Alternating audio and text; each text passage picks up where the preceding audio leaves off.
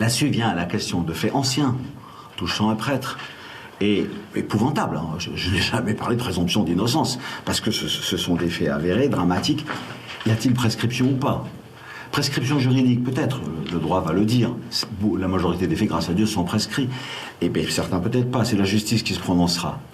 Est-ce que nous pouvons aussi aller au-delà et dire une prescription canonique, une prescription pastorale, ça existe ou ça n'existe pas? Au fond, vous savez qu'à l'intérieur du droit, dans l'Église, on peut demander à Rome la levée de la prescription.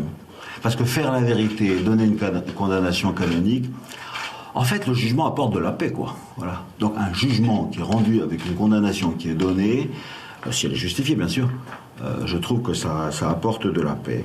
Alors, c'est quelque chose qui peut-être doit être fait, en tout cas doit être réfléchi pour nous.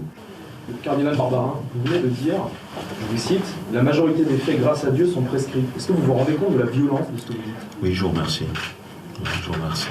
C'est-à-dire que du point de vue juridique, voilà, du point de vue juridique, la majorité des faits sont prescrits. Et si la justice dit qu'ils ne sont pas prescrits, eh ben, il faut que ce prêtre soit condamné.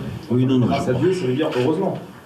Oui, non, mais je comprends, c'est vraiment une erreur de mon langage, je le reconnais volontiers.